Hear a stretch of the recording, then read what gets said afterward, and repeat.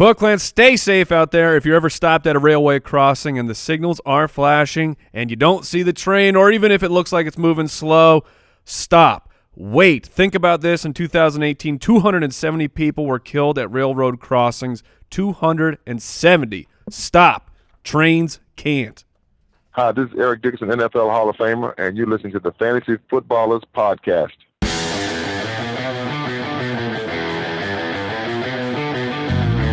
Welcome to the Fantasy Footballers Podcast, coming to you from pristineauction.com studios with your hosts, Andy Holloway, Jason Moore, and Mike Wright.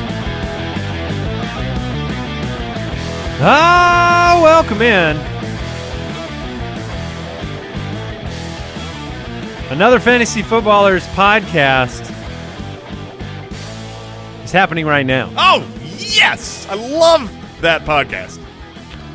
Are you a subscriber? Today I am a subscriber, yes. Check his phone. What, not yesterday? Check his phone. No, it's true. I really do subscribe. I'm being honest. Jason spins the You listen to majority. every show we do. Of course I do. Yes, that's what I thought. They say it takes hustle to build a business. Now, we've been doing this for quite some time, and we wouldn't be nearly as successful if Jason didn't drive from mall to mall and go into the cell phone stores and subscribe to our podcast on all the phones inside. Dozens of devices. Dozens of devices. Oh, I'd set it to auto-download, no episode limit. Oh, for sure. All of those phones, I believe, support all of our sponsors. Mm-hmm. So, Jason, you do a very good job of it takes a lot of gasoline, but you do it. Gasoline. Dude, that was in my head. I'm there with I you, kept Mike. it away because I figured that reference was just too deep. But gasolina, we're there. Was that a That was a song. That was a smash sensation, I believe, from the early 2000s. Thanks, guys. I can always count on you for early aughts. Hold Mike. on, You are the early aughts man. Gasolina lyrics. Thursday, May 2nd, we have the AFC winners and losers from the NFL draft on the show today. We've got news and notes. We got a lot going on. You can find us on Twitter at the FF Ballers. I believe, Brooks, do you have a count on how many articles went up on the website in the month of April? I think it's pretty close to 30. So a lot of great resources up on thefantasyfootballers.com. We have an awesome writing staff, every angle covered. You will not run out of fantasy football news, notes, and information. Wow, I am sorry. It's closer to 50 I was articles. Closer going to to say- 50? Yeah. I was going to say 30 seemed low from what I've been reading. But if it were not 50 and not 60, and it was somewhere in between. Like 52? No, a little bit 50 higher. 55. All right. Not forced at all, No, not at all. but there it is. Follow Mike if you want. More early aught insights. Hey, At FF Hitman. it was, of course, the smash sensation by Daddy Yankee. That was their name? And Was it called Gasolina? Yes. Ah. And the lyrics were, I don't know them. Okay. Something about gasolina. Follow Jason at JasonFFL. You can follow me at Andy Holloway. And if you're new to the show, welcome in. Hi. Our community at jointhefoot.com, you get access to an extra weekly episode. You get access to 5,000 fellow Foot Clan members and the community forums, the Foot Clan leagues. So if you need good people to play with, which, by the way, is kind of a prerequisite to a great league, if you don't have good people, it's not very fun. Or if you have 2 or 3 people and 7 or 8 people that don't pay attention past week 1, also not fun. I mean, you might win, Yeah. but not fun. It's not fulfilling, though. And a bunch of other cool perks. We're an independent podcast. We go year-round. You can check all that out at jointhefoot.com. And look, this should not come as a surprise. Because the Foot Clan, Clan is the Foot Clan. You guys are amazing. But we are astonished. We're thankful. And we're amazed to be able to say that St. Jude, the VIP tickets for Ballers Live, the live podcast tour, the requests came flooding in. They sold out in less than 3 hours. So all the VIP tickets in Chicago, New York, San Francisco, LA, and Phoenix, they're gone. The people that won those tickets will be notified by 5 p.m. today, and that's awesome. Yes. It goes to support St. Jude Children's Hospital, and we're excited to partner with them this year. And a heads up, tickets for all the shows. Pay attention. Will go on sale. Pay attention. To the general public tomorrow, Friday, May 3rd at 10 a.m. local time at ballerslive.com. Oh, that's great. Hey, look, Bookland. Today is my birthday. Happy birthday. Yeah, thank you. He was baiting that happy birthday. Well, you're darn right. My birthday wish is to see you in New York, Phoenix, Chicago, Los Angeles, And San Francisco. yeah, you did it. So I got there, tomorrow morning, or right now if you're listening after Friday. Go get tickets. How do you feel? How do you feel, Mr. 37 years old? You are way past your life expectancy. Yeah, I feel like I'm already in the plus. I'm in the plus territory. This is all The gravy. plus, that's what they call it. Just leave it there. You're in the plus. Yes. In more ways. It's my birthday. Get You're shamed. fat shaming me. Listen, okay, hold on. Let's come clean for a second. Sometimes it seems like we make one or two excessive jokes on the show at Jason's expense. But I want people to understand, when I walked into the studio this morning, there was one man here, and it was Jason. Actually, that's not true. Brooks, I think, was here. Brooks is always here. But Jason was alone in the office, and he looked like a dead man. I felt like a dead man. Just a corpse. It was not good. And the reason is because he celebrated his birthday The worst way you can. with a late night Postmates of Jack in the Box, Yeah. full menu. This isn't even like, I'm not even shooting for the stars here. I'm getting So it's Jack kind in of the hard to, What time did this happen? So what you're saying is I deserve it. I'm not saying No, I that. hear you loud You and don't- clear. you I don't deserve deserve the it. fat what shaming. time did you order Jack in the Box? It was only like 8. I could have just drove right across the street, but I'm like, it's my birthday. Had you eaten dinner yet? Of course I had. Don't be stupid. So this So was no, the fourth you meal? don't deserve it. You don't deserve it, but you do set the table And I welcome it. in And more ways than yes. one. Oh, what is happening? All right. News and notes from around the league. Presented by Sleeper. Lifelong friends. Happy Lifelong birthday. friends. Happy 37. Thanks. I'll be dead We soon. got you something special, by the way. Oh, that's sweet. Can't tell you about it now because you got to open it later. You can tell the Foot Clan. I think it's right up your alley. I hope promise. it's a box of donuts. It's All a big right. spoon. News and notes from Sleeper. Adam Schefter reporting that the Raiders running back, newly signed Isaiah Crowell, he tore his Achilles in practice. He is out for the season. I received some Fantasy Reaper notes on this one. Yeah, I believe live on the show, you dropped Chris Warren. You did. I did live cut Chris Warren. Was that as on our we live all- stream? As we all said. I don't remember. No, it was on the show on Tuesday. We all said that he wasn't worthwhile. Yes, that is correct. And that was the nail in the coffin for Isaiah Crowell. No, this sucks for Isaiah Crowell. Yeah. Obviously, the news right afterwards was that Krampus is returning. Yeah. Doug Martin is signing a deal to return to the Raiders. And let's just talk real quick about value, long-term value of Isaiah Crowell. I have him on some dynasty teams. He was only able to find a one-year deal this offseason after being cut by the New York Jets in his mid-20s.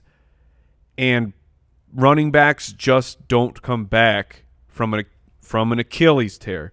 Look how long they've been waiting for Deontay Foreman, Mikel LaSure. I mean, you can go on with names of guys who have ruptured the Achilles, torn the Achilles, however you want to say it, and they just don't come back. Do you see any type of world where this isn't the end of Isaiah Crowell's career? No, not really, because you don't just, as a dynasty owner, you don't just need a guy to recover. You need a guy to recover and be signed and be relevant. He has to be on a team where he would get carries and be influential. There were question marks about that this year already. They Right. drafted Josh Jacobs. Isaiah Crowell was probably just a handcuff this year before the injury. Do you agree with that, Jason? Oh, 100%. I mean, I've got Crowell in the league that we had a startup dynasty draft in this season. He will not be on my roster in the morning. The Colts have signed. Oh, you sure not right now? Not right now here on the show? Sure, absolutely. I mean, if Chris Warren's getting the cut, I'll live cut him. do you feel a little more compassion because of how Crowell went down? I like Crowell. I mean, the guy it's a success story. I think it would only be appropriate to live cut him. That's all I'm saying. He gone. The Colts have signed Spencer Ware to a 1-year, $1.3 million contract. It's interesting to me only because they kind of kicked the tires on a number of running backs this offseason, including Jay Ajayi. Apparently, they settled on Spencer Ware. This is great news for Marlon Mack. I think this is more of an indictment on Jordan Wilkins. They don't think that he can be the proper backup or the proper depth piece. So it'll be Marlon Mack and Nyheim Hines to be the primary guys. It's great news for Marlon Mack. I agree. I think it's great news for him. Someone like Jay Ajayi, even though it wasn't likely, if you signed him, he has more talent and ability at this stage of his career, assuming his knees hold up, that, he was an influential player. He had big plays. Sure. He would have been more of a threat to every down work than Spencer Ware will be to Marlon Mack. And is Nyheim Hines being undervalued? Yes. I know Brooks yeah. Brooks would say yes. He is a big Hines fan. Yeah, after we dug in, we all really like Marlon Mack. We decided that he's my guy, one of my guys for this year. Jason was really on board with that. Mm-hmm. Looking back at the target volume, Marlon Mack is not catching any passes. They're all going to Hines at the running back position. And it'll be a good offense. It's an offense Yes. and a team that I just went through and did all my over-unders on win totals. I think, I took the over. I for took the the over Colts. for the Colts as well. All right, the 49ers head coach Kyle Shanahan suggests the third-round wide receiver rookie Jalen Hurd could eventually move to tight end. He talked about Jalen Hurd a lot yesterday. We talked about Deebo Samuel and Hurd on the Tuesday NFC Winners and Losers. What are you guys' thoughts about Hurd? I think he's just a really talented, multifaceted player. He's 6'5", yet was a 1,000-yard rusher, and then he goes to wide receiver. Moving him to tight end, I don't think that's an indictment. They're not going to have him in line blocking. That's just saying he's basically a fifth wide receiver on the field. And, I think he's just a talented guy. He's not going to be the problem is he's low in the pecking order, right? He's behind Pettis. He's behind Kittle. He's behind Deebo. So, there's offenses where you can go 3 deep, but going 4 deep is really difficult. All right, that was today's news and notes. Be sure to switch your Dynasty League over to Sleeper. Download the app today. We're going to get into AFC Winners and Losers. Before we do that, I do want to announce the big Ultimate Draft Kit promo. There were 4 winners from that big giveaway that ended on the last day of the NFL Draft. And I want to give a shout-out to Tim M. Tim.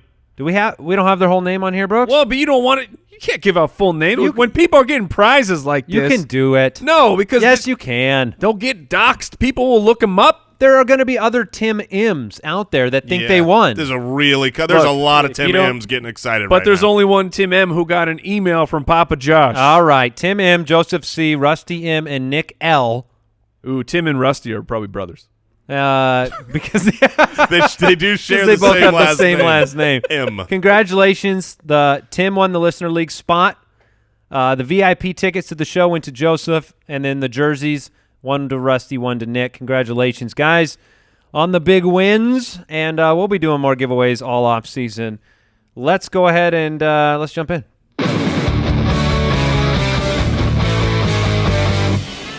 We're gonna win. We're gonna win!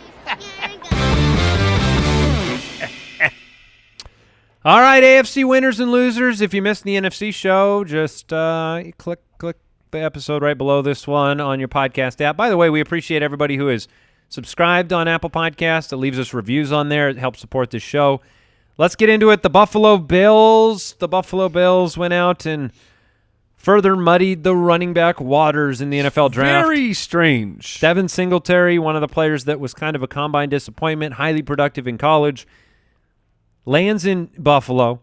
They came out and they affirmed LaShawn McCoy as the starter on this team. The team also has Frank Gore. It has TJ Yeldon. I believe they're trying to unlock an achievement. If you have 5 running backs that could all play, I think you get a bonus point or something like that. 25 to your gamer score. Oh, okay. Is that what it is? Yes. So it's on Madden. How do people feel about Devin Singletary? The selection here, it's a 3rd-round pick. Yeah, It seems like LaShawn McCoy is not long for the Buffalo Bills, even if he is the primary guy this year. Frank Gore's not long for the NFL.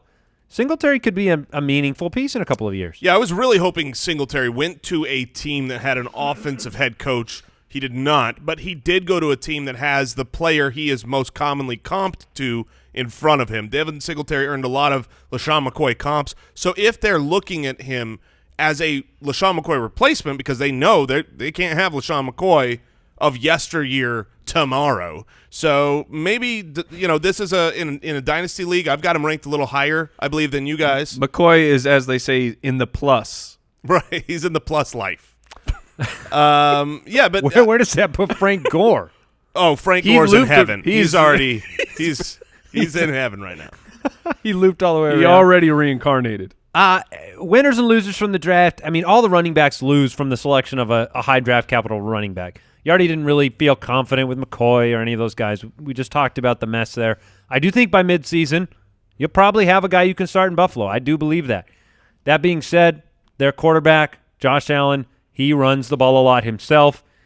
Was he a winner in this draft? They got Cody Ford is a good tackle in the draft. I like him. So that helps. I mean, Buffalo did not have a good offensive line last year, so yeah, I would say he's an upgrade.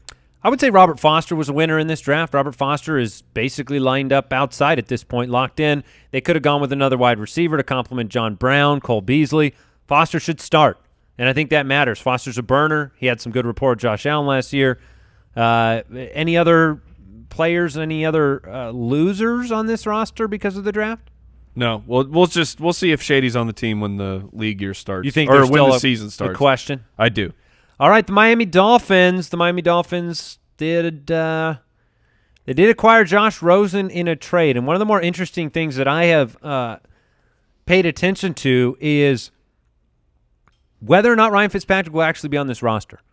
Ryan Fitzpatrick had very minimal guaranteed money, and there is an argument to be made that while he signed an 11-year, 2-year deal, $11 million 2-year deal, only $1.5 million was guaranteed in that deal. And there's a train of thought that they need to put Rosen out there for the duration of the season to see what they have as to whether or not they have to draft a quarterback. He would still be a $7 million dead cap hit if they cut him. Not if they trade him. And there's potential for injury, things like that. And if you read what's going on in Miami, there have been some talk about this. The team would rather see what they have in Josh Rosen because they could be in contention for Tua or some of the top quarterbacks next year. They probably will be. Yeah, Josh Rosen's getting traded next year. Well, not if he performs, if he shows something on the field. I mean, if they have a top 3 pick next year, Josh Rosen's getting traded because they're going to take one of these top quarterbacks from next season. That's my belief. As far as who was really helped this year in Miami, nobody. Kenyon Drake. Drake. Everyone who was Kenyon there. Drake, Kalen Ballage, any of the core. All of the wide receivers and running backs that you thought weren't good enough this year to start in Miami will be starting. Trust the process. Yeah, but we're not. I mean, are you drafting any wide receiver? Albert Wilson, I'll take a flyer on. It's hard for me to say that because he's coming back from the injury. I get it, but this is flyer. This is my last positional pick. He'll be there. What's that? I said he'll be there. Yeah. I think Kenyon Drake has a pretty solid year based on the fact that they didn't go out and find somebody else to, him and Ballage. That's all it's going to be. You still are on Team Drake? Or I'm on Team Drake. I like Kalen Ballage, but I'm on Team Drake to start the year for sure. Okay. Both guys will probably have an opportunity. I would say Ryan Fitzpatrick lost. Even if he's on the roster and he's starting, he didn't get any other weapons. So it's going to be the over-unders in Vegas, the win totals. I took the under with Miami. Yeah. I've done it before, and they failed, though. And they've, They failed by winning too many games. Correct. They failed me. You're such a disappointment. That's right. Winner. I think Dolphins fans, unlike years past, they know what they're in for this year. Certainly. They have a plan. They want 2020 to be their comeback. Dolphins, I have a plan. Yes. Is that Gettleman? It involves Tahiti. What if Dave Gettleman took over as the commissioner of the National Football League at some point? Oh, my good.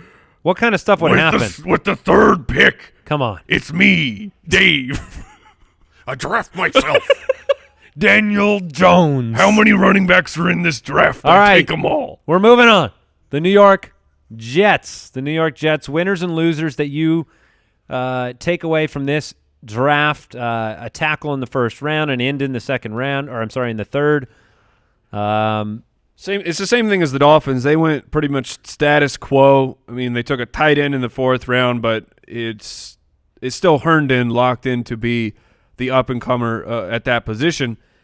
And there was whispers from the bushes, that the Jets were trying to trade up for Mecole Henderson. What about Harmon? Harmon, thank you. I went Darrell Henderson and Mecole in the same player.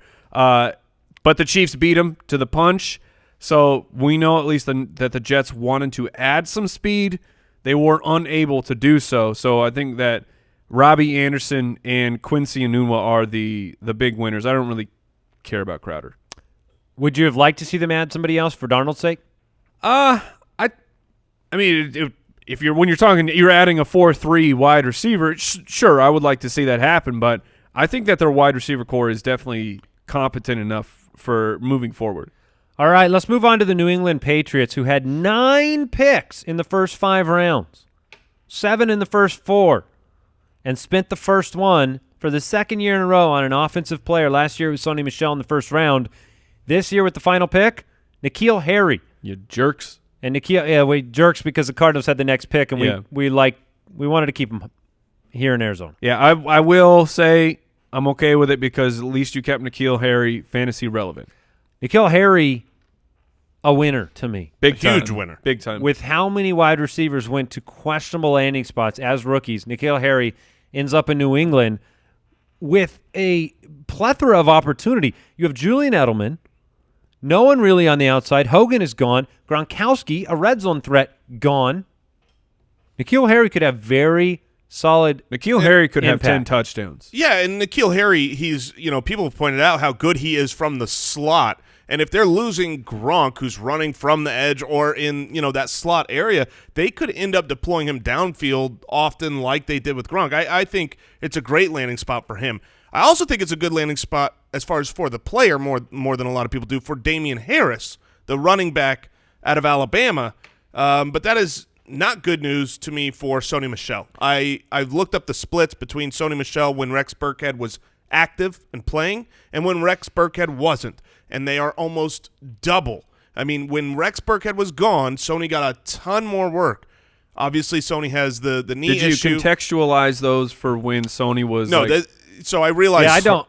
Go ahead. I realized it was rookie season. He's still getting into the flow of things. So later in the year, they're using him differently with or without Burkhead than they would have. Was that Blurkhead? Blurkhead. But the point is, Blurkhead. Paul Blurkhead, mall cop. no! But the thing is I think Damian Harris comes in. How much were you excited for Rex Burkhead last season, the season before that? The season before that, last season, moderately excited. But you were talking about how... Now you're calling him a mall cop. You were talking last season about blurked how all over. He was a red zone option, and he was very good in the red zone, and that they would use him in replacement of Sony. I think that they're going to have a good 1-2 punch with Damian Harris and Sony, but that's not good news for the people like Andy. You've been all about Sony up until the draft. I don't know if it's changed for you or not, but you were talking Sony as pretty much a low-end one. No, it hasn't changed for me, really. The confidence they showed in Sony on their path to a Super Bowl last year was what I needed to see. My excitement for him was based on that. I don't read much into the splits, one, because Burkhead has been very inconsistently available to the Patriots in general, and two, because rookie running backs should take time to be involved, and he was hurt. But do you read into a third-round running back? When you got 7 picks in the first 4 rounds, not as much. I think Damian Harris is a really good player, Mike. You and I both like him. Yes, he's excellent. That being said, I think you have to have depth for Sony Michel. Sony Michel was banged up last year. He was hurt multiple times. You had depth. You had the mall cop. Blurkhead? Oh, Burkhead's Who wants never been Blurkhead? healthy. He's on his Segway. He has never been healthy. Look, because he doesn't use the Segway enough. Can we get a petition that Rex Blurkhead is allowed to use a Segway on the field? Remember when he was Goathead? Now he's Blurkhead. I'm not sure there's a worse name than Blurkhead. There's not. When I say it, it makes me really sad. Yeah, you feel stupid. Damian Harris is pretty good. This podcast sucks. All right, any other winners and losers you want to call out from the offensive side of the ball? Well, I mean, Brady, because he gets N'Keal Harry, but not enough that I want Tom Brady anywhere near my fantasy teams. All right, the Denver Broncos used their first draft pick on Noah Fant. Oh, yes. Heralded, athletic, tight end. We know that Joe Flacco adores throwing the ball to as many tight ends as possible. Or just one. Just one. If he could throw it to two on one play, he would.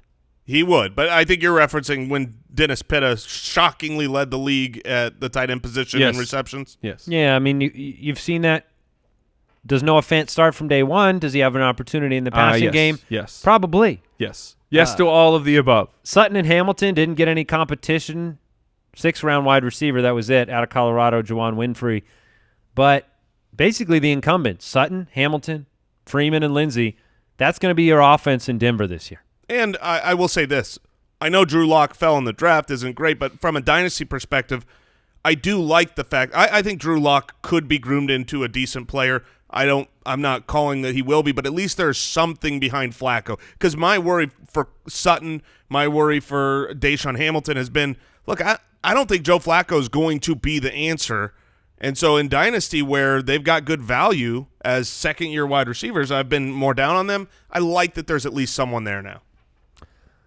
All right, let's move on. Kansas City. This will be a fun one to talk about. Man, who could have been a big winner for the Kansas City Chiefs? I believe Mecole Hardman. I was going to say Jason and I want to talk about Mecole Hardman. I would love to talk about it. We'll wait. We'll save your Damian Williams victory lap of sorts, whatever you want to call it, even if it's warranted. But we'll talk about Mecole Hardman first. Mecole Hardman drafted in the 2nd round, traded up for by the Kansas City Chiefs. They gave up their 2nd rounder and a 5th rounder next year to move up 5 spots to select Mecole Hardman ahead of the Jets. Hardman is a burner. Big play specialist. He's taller than Tyreek Hill, but he does profile as what Kansas City needs if they don't have Tyreek Hill, which is someone to run as fast as they can so that when Patrick Mahomes uses the cannon, somebody's there to catch it on the other end. It's rare for a rookie to have the opportunity to walk into an offense, potentially start on the outside, with an MVP quarterback that just threw 50 touchdowns.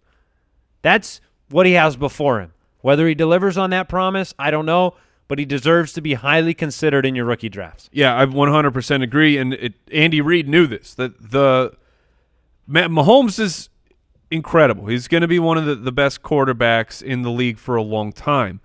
But Andy Reid knew the key to this offense was there was speed. Because if you take the burner away and you're left with Watkins, who can be a possession guy, Travis Kelce, who can also be a possession guy, you lost Chris Conley to free agency. If you don't have the speed, this offense will not be nearly as high-powered as it was last year. Well, that's something I wanted to point out.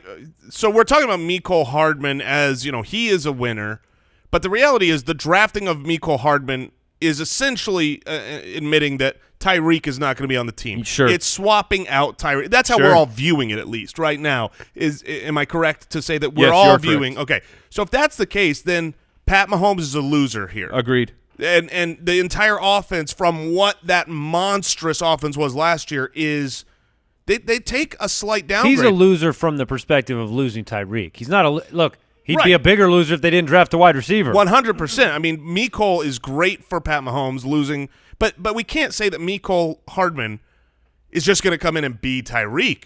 I mean, he had 35 receptions last year in college. This is a guy who's very fast. He's not as good a route runner, doesn't have the same hands. We haven't seen the toughness yet that Tyreek showed on the field at that size. So, I do see Sammy Watkins as a winner and Travis Kelce as a winner, just from a standpoint of they are all the more important to the offense, and then we could talk about running backs. I don't know if I view them as winners because I don't necessarily see the volume, the target volume going up for them. No, Demarcus Robinson would be a loser in this situation because he had an opportunity with Tyreek being gone.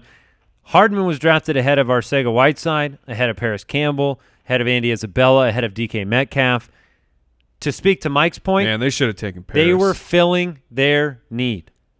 And they believe that Hardman offered – I mean, they moved up to get Hardman over a guy like Paris Campbell. So right. And this is a team they didn't have – I mean, they sort of filled some defensive needs with their first-round pick, trading for Frank Clark. But that's where they had problems. It was on the defense. And they said, oh, crap, now we have a bigger problem at the wide receiver position. And that's part of why in this draft the Kansas City Chiefs were not able to pay high capital to get a running back. Here we go. No, I mean that's just the case. They traded picks. They had to use two on Mecole Hardman, and so you're saying in a perfect world they really would have wanted to get a big running back. I believe that is true. This is Jason's. They still spent a sixth-rounder on his bedtime story Darwin as he Thompson. goes to sleep to shake off the shadows and the demons that Damian Williams is about to become. Damian Williams is locked and loaded, and here's the reality of the situation. They did not draft a high draft capital running back. They are a team scrambling to fix the wide receiver position. Damian Williams and Carlos Hyde are both winners from this NFL draft, without question. Without question. That is going to be the backbone of the offense at the running back position. Those two guys, I still think there's an opportunity for Hyde to make his mark in training camp, and I still think if you're a Damian Williams owner, you need to keep your eyes open. Or if you're a prospective owner. Not Sure. really. If you're already an owner, you're an owner. Yeah, just hold on tight. A prospective redraft owner needs to look at that situation and adjust what they want to spend on Damian Williams based on training camp. Well, I think that you can also say if you're already an owner, do you capitalize on the value that he is the perceived clear starter? Because I would. I still think the long-term, the dynasty value is not there. In redraft, he's going to be very high in my rankings. Probably be a top 15 running back because I still believe even without Tyreek that it's going to be a plus offense, living the plus life. It will be, but I was going to mention losing Tyreek will have ripple effects throughout the offense. It's not just going to be the wide receivers. It's not just going to be Pat Mahomes. It'll be the running game too. What Tyreek Hill did cannot be replaced by a second-round draft pick overnight. Sure. And I would change the whole offense. To Jason's point of, do you trade Damian Williams now if you're in a dynasty league? If you are a rebuild team, 100%. Go get value. Trade him to a contender because it could be a one-year shelf life for Damian Williams. Yeah, he signed a 2-year contract, but even I am firmly on Team Damian Williams. I have him on my dynasty team, but I readily admit this could be a one-year thing.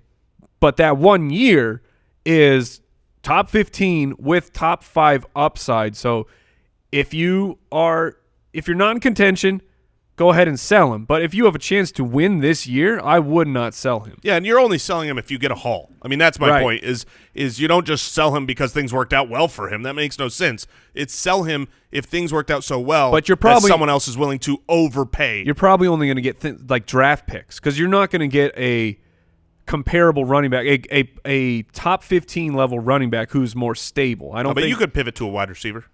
Oh, yeah, okay, you can maybe do that. I think this is – we've heard it several times today on this show, and you heard it on the Tuesday show. This is why before the draft you were kind of looking at not just where these rookies went, but who came out unscathed. Right. Damian Williams came out unscathed. Look, they did sign Darwin Thompson out of Utah State, and there's people out there who really like Darwin. I readily admit I haven't been able to dig into him just yet, but he was a 6th-round draft pick. The probability of guys drafted in the 6th or later, it's so astronomical, and yeah, maybe you're riding the high of what Philip Lindsay was able to do last year. The reason why what Philip Lindsay did was so celebrated and so gnarly is because it doesn't happen. Do you think if he performs, your thoughts on him will evolve? Oh, very, very nice. It took me a second. Don't forget also, but real quick, Air Booby also went to the and Chiefs. Look, Air Booby was someone I loved. I really wanted draft capital spent on him, but he was undrafted. There you go. I'm just going to leave Air Booby out there. We're not explaining who he is. We're not telling you anything. He's a mythical character. He was free. All right, Los Angeles, the Chargers. My team. Wait, what? Team. Oh, yeah. Hold on, do you have an announcement? Yes, I've got a huge announcement. Undrafted free agent Wide have receiver? signed with the Los Angeles Chargers. Jason Moore did sign. Oh, that is from Findlay College. That sounds like a college you may have attended. Yeah, I may or may not. I promise you, I may or may not have attended Findlay College. That sounds like a scandal. Your parents got you in. It's not Finland College. It's not no bonjour here. All right, it's Findlay. What do they do? I don't know. You're a wide receiver, huh, Jason? Yes, I am. Wow, Wide receiver. Why? Oh my goodness. Self-shaming. Living that plus life. You just said wide receiver. Oh my goodness. Okay. His catch radius knows no bounds. Oh man. Okay. Easton Stick. Wow. We added Easton Stick in the 5th round. Quarterback out of North Dakota State. They say they want to use him like What, Taysom Hill? Taysom Hill. Okay. And no fantasy relevance. Realistically, everything stayed status quo on the offensive side of the ball. They used a 3rd-round pick on an offensive tackle. Yeah, Okay. There's no loser here for the Chargers as far as offensive fantasy football. What you saw last year is what they're going to try to roll out there this year again. So I don't think the draft had any bearing. And in fact, it only could have hurt. I don't think there was a situation or an opportunity, a hole where had they drafted a wide receiver or a running back, we would have been excited about. It only would have hurt their situation, and so it's smart that they focused much more on the defensive side. It reinforces Mike Williams' significant role in the offense. Yes. Did you guys do your over-unders on the I have not. I took the over for the Chargers. Did you? Yeah. I was going to say I actually took the under. Were they at 9? They were at 10. 10? Yeah, they were at 10. I think a winner, a potential winner, would be Justin Jackson, who I know I just talked about how late round guys don't pan out, but Justin Jackson was able to get on the field and show something to the team. Austin Eckler's in the last year of his contract, and they didn't add anybody at least this year. Just saying that Justin Jackson is, if he's on the fringe, like the low end of your bench on your dynasty team, make sure he stays there. All right, the Oakland Raiders. They drafted 1, 2, 3 Clemson Tigers in the 1st round. Oh, my. Josh Jacobs, welcome to opportunity. 1st-round pick by the Oakland Raiders. That's the headline here. Yeah, he's locked in. He's going to be given a 3-down role. The high draft capital, the skill set, and then Isaiah Crowell going down and not a lot of talent behind them. It gives the offense a lot of flexibility to be able to throw to Jacobs out of the backfield. And he is a huge winner with the landing spot. Derek Carr, big winner. Huge winner. He's my biggest winner here because there was all the – because he has a job? Because he's got a job. Not only does he have a job, it's a pretty good job. Like right now, they went out, they got Antonio Brown, they got Tyrell Williams, they got Josh Jacobs who can catch balls out of the backfield. They even took Hunter Renfrow. Hunter Renfrow is a good wide receiver. I think it's not a bad spot for him to go for the future development. But the worry was, are they going to go after Kyler Murray or Dwayne Haskins and replace Derek Carr? They didn't, which means they're going to have the stance that was nonsense. They would never even dream about replacing Derek Carr. That's their guy. They're all in on him. Whether true or not, this season, they're pushing all their chips in on Derek Carr, and he is in a position to win, to be an actual relevant fantasy quarterback this season. And I think we're so just done with Derek Carr from the last year and a half. I still am. That we don't – see, I Here's the think metaphor he can for be me. valuable this season. I still am. I'm out. Even if you don't believe he's like if you're in Game of Thrones, okay, and you've got to go fight the army of the dead, and you aren't sure whether that guy over there is a good fighter. Carr's in the front line. Get out of here. What I'm saying is maybe you're Expendable. not sure that he's a great fighter, but then you give him a tool belt, and it's got all the best weapons that exist in the whole world. Yeah. At least you got a shot. Better than being out there in the snow naked. He's going to be a little bit more. Say it once, I'll say it 1,000 times. A little more Tim Allen, a little less Al Borland with that tool belt, if you know what I mean. So where do you stand? So obviously Mike and I are on different Great sides opportunity of for Derek Carr to have I a don't bounce-back argue with season. that. I don't. Of course he has opportunity. He has the best wide receiver in football on his team. And you don't think that's enough for him to be fantasy No, relevant this year? I still think he watched the draft with complete diarrhea, just panicking that he was going to get replaced. Josh Jacobs is going to help him out of the backfield. You know Derek Carr likes to throw the ball short. That's where he loves to throw. Quick question because of the Isaiah Crowell news, the signing. of Krampus, Doug Martin, once again, relevant somehow. If you are the Josh Jacobs owner, would you rather, if you had to pick one, would you rather have Jalen Richard on your team or would you rather have Doug Martin on your team? I'd rather. 1, 2, 3. Jalen Richard. Richard. Okay. You didn't say the whole name. It sounds stupid. I said Jalen Richard. I used the whole name. You really messed that up, Mike. Well, me and we're cool like that. You're on a last name basis. How friendly of you. You and my good buddy Richard. I'm on a last name basis. All right, let's talk about the AFC North. The Baltimore Ravens invested their first overall pick on the first wide receiver off the board, Hollywood Brown. I remember previous shows and previous years where we could say something like, "Be still my heart." Yes. When a player that we love gets drafted in a situation that we love. But this was breaking my heart. I literally said on the pre-draft show, the one place I will be sad if Marquise Brown goes. Sometimes is you go to Baltimore. Hollywood, you become a big star. Sometimes you go there and you work at Universal Studios, waiting tables. Yes. Marquise Brown, Look out for not Jaws. a big winner. Here comes King Kong. Lamar Jackson was. Lamar Jackson Sure. was a Yes. winner Yes, in big this time. draft. Huge. Two big weapons in the first 3 rounds, Marquise Brown, Miles Boykin, 2 receivers that I really love. Lamar Jackson will have every opportunity to improve on those passing numbers, the passing attempts. There will be opportunity for Hollywood Brown in this offense. What are we talking about fantasy-wise? 3 or 4 catches a game. That's Yeah. what you're probably talking about with Hollywood. And the nice thing is if he takes one across, the formation, he can take it to the house. I would say another loser in this draft is CeeDee Lamb, his speedy small teammate at Oklahoma who will come out next year in the draft, and they'll be like, "Oh, see those tiny guys, they might not work out." I feel bad. I feel like another loser. Wow, you're calling for the future draft stock of his teammate. Yes, the 170-pound wide Wow. receiver. See, I'm not. Could have a big. Let's say Marquise Brown goes out.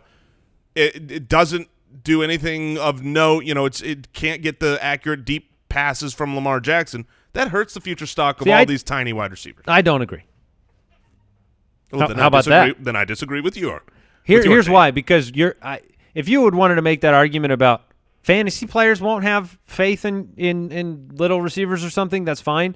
Because I don't think Marquise Brown's going to set the world on fire for fantasy. But he's going to be great for Lamar Jackson. And that's just going to validate the little receiver because he's going to come out. I think Baltimore, they were a team that was competitive last year. You had the most dynamic receiver in the draft. It's going to help them win games. I think it is good for Baltimore Well, then and it's good for Lamar CeeDee. Jackson. It's good for CeeDee. We'll see. I mean, the whole point is really like if Baker had come out and stunk it up this year, Yes. if he just failed and fizzled and Yeah. it wasn't good, That'd be bad. I don't believe Kyler Murray's the number 1 pick in this year's draft. So are you then predicting Marquise Brown's going to come up and stink it up? Because that's what you're saying. Well, that's the thing. I mean, he's hyper talented, but this is the worst situation of all 32 teams that he could have landed in. So I think he's going to have a bad year. Yeah. I don't think it's the worst situation because I think where would you have put him? You can come in and be the one from day one. But even That's if a you're cool the one, opportunity. So here, yes, there's going to be rookie improvement, but just a snapshot of what Lamar Jackson actually did in the games that he started. So he started 7 games of the regular season. His pace for a full year is 210 completions, just over 2,500 yards, and 11 touchdowns. I don't think he ever passed 200 yards. He Did he? Maybe one time. One time he hit 204. Oof. I understand that. But I don't want to – me personally, I don't want to overemphasize the projected season on a rookie quarterback taking over an offense from Joe Flacco, leaning on what he's great at that you don't need to have a ton of training camp and practice with the first team with, which is taking the ball and running. I think there's opportunity for improvement. So I'm not saying he will be amazing, But you would need – but you have to give a guy an opportunity to get better in year 1 to year 2 because no rookie quarterbacks go out and throw for a ton of yards. Sure, but I'm saying the jump that you need from 2,500 yards and 11 touchdowns. You need a very, Did very you stat large, out Hollywood Brown already? I did. All right, let's take a look at this because we're in the throngs of our full team-by-team projections. In fact, I believe that was the quick question of the day. And, Jason, while we pull that out, maybe you can illuminate. Somebody asked, well, what process do you go through in Sure. getting your rankings for the Ultimate Draft Kit. While you guys pull that up, so the Ultimate Draft Kit, we come out early with our rankings where, like a lot of people do, we look at the players we like and we sort them around and order them. Those are pointless to me. Those are fun little nuggets to talk about.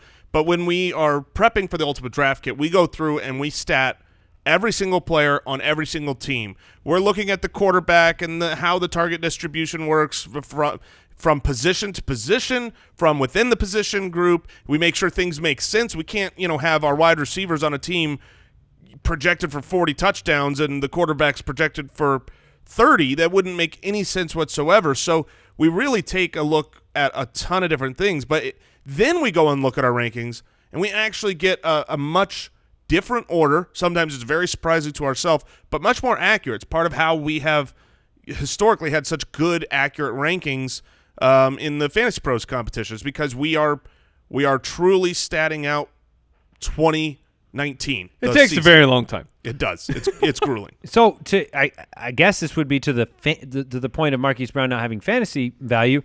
I don't have him projected for a ton of points. I have him projected for a pretty good yard per reception. I have projected under 40 receptions on the year. As do I. I have him at 37 receptions, 610 yards, 4 touchdowns, a handful of rushing attempts. That's very, very comparable to me. I have him statted out for 92 points and a half-point PPR. 92 Sorry, points? CeeDee Lamb. I'm higher than that. I'm at about 115. But I just think he's a difference maker on the offense. But you're right. It's going to be one predicated on Ingram, Lamar Jackson's rushing. Just saying. So for all the Baltimore people, like, hey, don't crap on my team. You're going to win. It just stinks for fantasy football. Right. That's what we're saying. Now Let's talk about Justice Hill. That's what I was going to say. Well, then say it. I was going to say we need to talk about Justice Hill before we move on. Very, very fast running back. I was not in love with this film. He didn't seem to have a lot of shiftiness or moves, but if you could open up a hole and get him going through it, it's going to be very difficult to catch him. I think it's actually a pretty good matchup for a team that wants to run the ball so much, that has a quarterback so good at running, where when you do the run-pass option with Lamar Jackson, if they bite on Lamar Jackson and that linebacker comes in and Hill has a 5-yard head start, then he could be really successful. That being said, Mark Ingram, the starter, signed this offseason. Gus Edwards is still there, Kenneth Dixon. I think the opportunity for Justice Hill, what they want to do with him, is going to come in the passing game. I agree. I think he will have an opportunity to showcase whether or not he has skills. I actually projected him with the second most receptions out of that backfield behind Mark Ingram. I don't know how you projected him. I have him just ahead of Mark Ingram. Justice Hill is the reason that Mark Ingram was a loser in the draft to me. Okay. Third downs. What you were very excited for Ingram is that he can do everything. He could be a 3-down running back, but they have a guy who could be who could specialize for the team in the pass catching game. His sophomore year, he had 31 receptions. He had 13 the following year, so he has that in his profile. So it was a little bit disappointing for Ingram. Sounds like we had the same thought on him. And shout out to Trace McSorley. He was drafted as the backup quarterback, and I just got to say, congratulations, because you became an NFL quarterback. I can't believe it. I can't believe it. The last couple of years, It's so mean. but it's true. I'm giving him a shout out. I'm congratulating him. I don't think he would like it. like The dude is an NFL quarterback, and I'm amazed. I mean, good for you, man. I believe you were McSorley mistaken. yeah, exactly. That's what he'll say But when he gets done with you. The last 2 years, looking at Saquon film and looking at Miles Sanders film, half of my notes are just, man, that quarterback sucks. Wow. And that's All just right. for college in general, and that he was drafted. All right, we got to start flying. The Bengals, winners and losers from the draft for the Cincinnati Bengals. They spent the first 2 picks, offensive tackle and a tight end. Look, Joe Mixon got help up front. Excellent. Andy Dalton got help up front, and the wide receiver core got no competition. So guys obviously you already knew AJ Green was locked and loaded, but looks like you're going to have real opportunity for the incumbents. Yep. Yeah, I actually think, I know that they took a quarterback in the 4th round, Ryan Finley, but I still see Andy Dalton as a winner, because similar to Derek Carr, there were a lot of rumblings. They were sharing Imodium during the draft. They were both worried about the diarrhea sweats. And, you didn't get one of the big-name quarterbacks going there that is going to challenge this year for a starting spot. My only loser from the draft would be Gio Bernard, and if you're talking long-term of him being a Cincinnati Bengal. Took 2 running backs in the 6th round, both guys who Travion Williams has prolific production. Rodney Anderson surely would have been a higher draft pick were it not for his very massive injury history. But between those 2 guys, I think they will have their backup for the future. And speaking of the wide receiver core not addressed in the draft, they did sign Nebraska wide receiver Stanley Morgan, who also runs an investment firm. Yeah. But Look, he is very fiscally responsible. He's getting me quality 5% returns. My Muni ladders are out of control. Look, he is one of the 8 undrafted free agents that you need to pay attention to in 2019. You can go read the article on the website by Kyle, our editor-in-chief. Stanley Morgan will be responsible with the targets thrown his way. That's what we know. Absolutely. No risk. I think Little to no risk. We can even hear Brooks on that one. He's Little to no risk. little to no risk. Become something, Stanley Morgan. Become something. We are ridiculous. Cleveland, the Browns. Hello. Let's go to the Browns. Not a pile of draft picks and nothing really invested on the offensive side of the football unless you're into place kickers. But hey, Antonio Callaway. Yeah, Callaway doesn't get threatened by a new wide receiver, and they already had quite the offense. Now Duke Johnson. Yeah, Duke Johnson is the winner/loser in his mind. But I think winner. I mean, the fact that Duke Johnson's wanting to get traded ever since Kareem Hunt came to town, and the Browns are like, we have real plans for you. They're like, we don't care. You are part of our offense. You're No, they part of our literally plan. said, quote, is this real, Brooks? Yeah, it is. Coach, I saw yes. Freddie Kitchens talk about it. Freddie Kitchens regarding the trade request from his player Duke Johnson. He said, quote, doesn't matter to me. Right. Woof. Every time Brooks says he wants to be traded, I say the same thing. Yeah, it doesn't matter. Yeah, it would matter if you Go didn't have pick any up my plans for trash, Brooks. So I think Duke Johnson was a winner here. He's going to be incredibly undervalued this year in fantasy drafts. When I am late in my draft, I am picking up Duke Johnson because Are you really? 100%. Oh, I don't think a disgruntled third-string running back is who I want. The whole first half of the year? season, Yeah, okay. he's going to be Right. the second string. If you're in a PPR league, Yeah, but his face is going to look like this. that is true, but there's a lot of ugly, very successful fantasy players. That's true. Shout out to Andrew Luck. All right, What is Pittsburgh. happening today? Yes! We are so mean. Pittsburgh Steelers. If I want no part of this. I'm lying, I'm dying.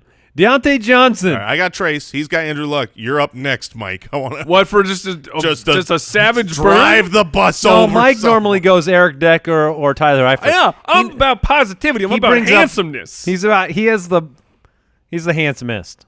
Yes. So he's got to talk about Yes.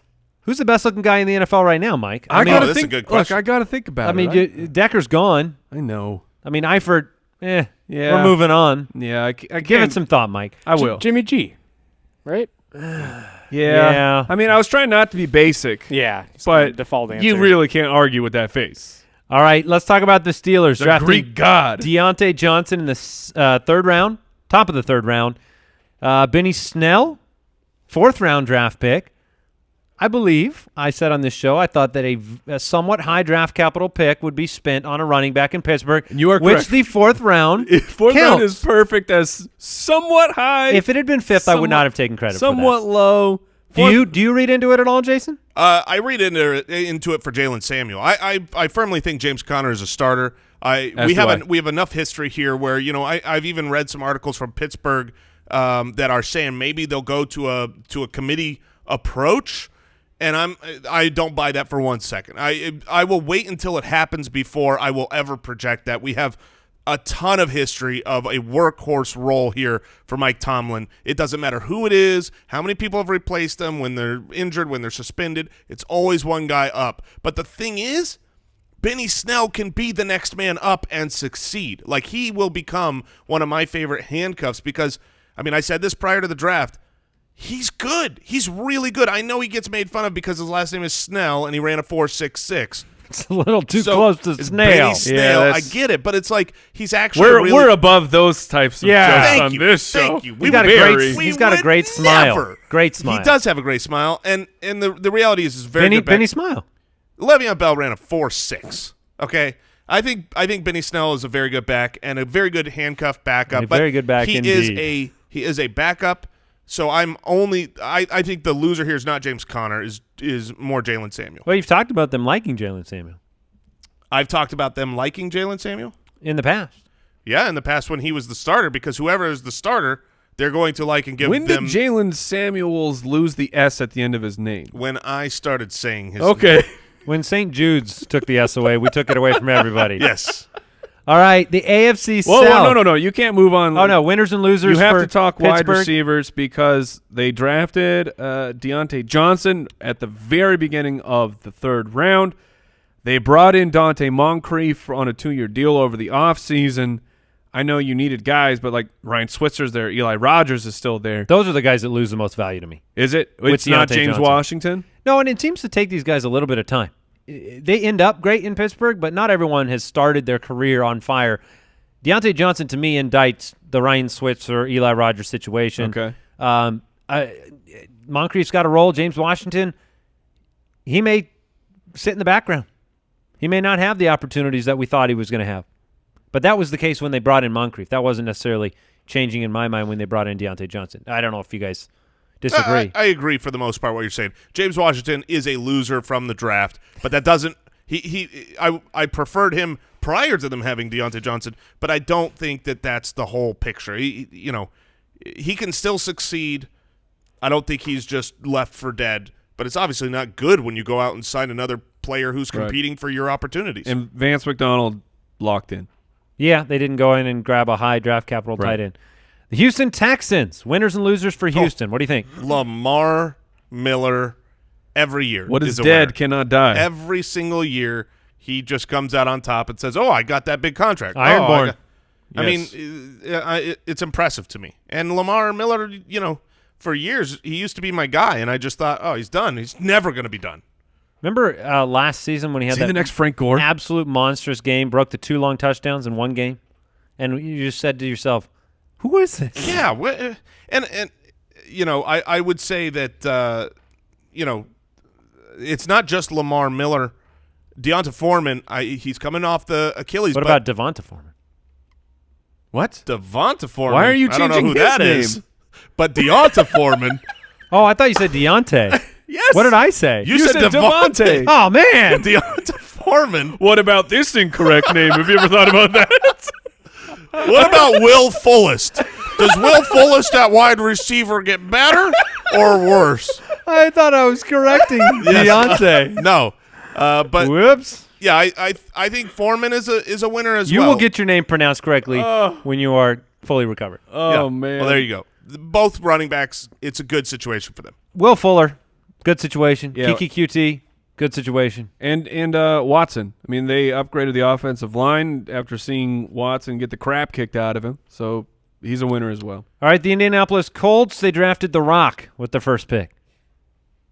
Thoughts? I would love to get Dwayne Johnson on my team. But The Rock is a cornerback out of Temple. So their first investment on offense was Paris Campbell in the second round. I love it. You guys both like Paris Campbell. I think he will flash here. I do not think he will flash all the time. I have not been in love with Paris No, Campbell. I'm the only one who likes him, I think. Yeah, I mean, I'm fine with him. And actually, this is a good It's spot good for Andrew him. Luck. This I is a mean- good spot for him. It's great for Andrew Luck. This is, I mean, you've got 2 guys now on this roster that have lightning speed. That's going to open things up for Paris Campbell to take those short screens like he did at Ohio State and be able to do a lot in the yak category. So I really like it for Indianapolis. I like it for Andrew Luck. I don't personally think it takes anything. Like, I don't see Paris Campbell coming in as a big loser for Devin Funchess. I think that they are very different roles. Still have Chester Rogers. See Chester Rogers, I Still think have Zach Pascal. those guys Yeah. have been destroyed by Devin Funchess, Paris Campbell, and T.Y. Hilton. Paris and Hilton. No. Paris Hilton. Yeah. We I just get it. talked. We just talked about us being above jokes. Oh, that wasn't a joke. I'm just talking about Paris Hilton. Paris Yes. and Hilton. Pearson Hilton will be I think the offense is great, and because the offense is going to be better, and they didn't bring in competition. We talked about Marlon Mack. Marlon Mack is by a mile the biggest winner for the Colts. Yes, for me. I agree. He goes from this fringe guy that if he gets the opportunity would be good, but you can't really be confident in, to someone that I'm saying I'm drafting a lot of Marlon Mack this year. He's been the answer to the Who Wants to Be a Millionaire question of who the starting running back on an Andrew Luck offense was, but you haven't been able to lock the answer in until now. Now you can lock it in. They brought in Spencer Ware. They didn't draft anybody. Final answer. Final answer. Marlon Mack. Sure. Jacksonville drafting Jason's favorite defensive player, Josh Allen, in the first round. Jacksonville also invested on that offensive line. Helps Leonard Fournette. Fournette's a winner. Jawan Taylor falling as far as he did. I mean, I didn't see a mock draft where he went lower than the 12th pick, and he falls to the 3rd pick in the 2nd round to Jacksonville. That is huge. This offensive line is very underrated for Jacksonville. That's why I think Leonard Fournette, I have him down as a giant winner because that offensive line is going to be great, and he has a quarterback now that is not going to have other teams, at least right off the bat, saying, you do it. You know, right. They're stacking the box against Fournette. Did you take the over or under on the 8 wins for Jacksonville? I took the under. I will take the over. I took the over. I took the over for Jacksonville. I think they're going to have a bounce-back year. Some stability on offense mixed with a defense that is capable of giving you top 5 performances, I think will be pretty impressive this season. Raquel Armstead, is he the new handcuff for Leonard Fournette? We'll see. Yeah, I mean, so they took him as a running back, another big boy in the 5th round, very early in the 5th, but that's still pretty late. He was not one of the earlier running backs drafted. So I think this is just a depth piece. Whenever you've got Alfred Blue as your backup, you need help, and they got some. All right, the Tennessee Titans. Tennessee Titans took A.J. Brown in the 2nd round of the draft, the big offensive ad. They did sign Alex Barnes, Mike's combine hero, bench press extraordinaire. No. I liked him before the combine. Thank you very much. But Was he was not also your your combine combine hero? He led the entire Well, running back just- class in just saying. bench reps. Yeah, that's what I don't want you to think. Is that I'm just like, oh, look at Barnes. No, the combine reinforced your love of Barnes, Yes. which was then de-enforced by the fact every was team gone. passed on him in the Snapped out draft. of existence. All right, landing spots for wide receivers, there could be better ones for A.J. Brown. However, if you were sitting here right now, let's say you're in a dynasty draft, you're in a redraft league, A.J. Brown or Corey Davis A.J. Brown. in both situations? A.J. Brown. I- Corey Davis is dead to me. I would take Corey Davis over A.J. Brown. I would want neither. I mean, I think this is a really bad situation. It's good for Marcus Mariota. I've had enough putting dollars into that slot machine. Yeah, so but the pass- problem is I'll you've just had pass on the pick. You're saying you've had enough dollars putting into the Corey Yeah. Davis slot machine. Yes. What the reality is you've had too many dollars spent on the Tennessee Titans Marcus Mariota slot machine, and now you're going to take those targets and you're going to divide it up because Corey Davis isn't going away. They're saying we need more weapons. So now they're adding to it and you're splitting it. I think both are going to be hard-pressed to be valuable for fantasy. I want nothing to do with either guy. I mean, And if I'm Humphreys starting is in there. This was a 9-7 team last year that gets hopefully a healthy Marcus Mariota back, adds A.J. Brown to the offense, Derrick Henry, they figured something out. and they want to run, They could be run. a surprisingly good team that might not mean great things for fantasy. Well said. That's exactly what I agree with. Pristine deal of the day. All right, we're going to close out the AFC Winners and Losers show with a little pristine deal of the day. PristineAuction.com, hundreds of daily sports memorabilia auctions. Yesterday, a lucky winner. Melvin Gordon signed Los Angeles Chargers jersey, My teammate. $60.20 at PristineAuction.com. Great friends of the show. Visit their facility often, and they do a great job. Hundreds of authentic sports autographs. Get your favorite player. Get it ready for the season. Absolutely. And hey, Foot Clan, come on. Stay safe out there. Nitsa wants you to know you got to stop at the train crossroads. Please. You can stop. Trains cannot. All right, that is it for today's show. Thanks for tuning in. Thanks for supporting. BallersLive.com. Get your tickets starting tomorrow.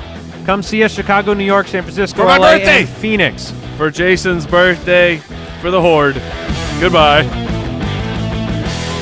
Thank you for listening to another episode of the Fantasy Footballers Podcast. Join our fantasy football community on jointhefoot.com and follow us on Twitter @TheFFBallers.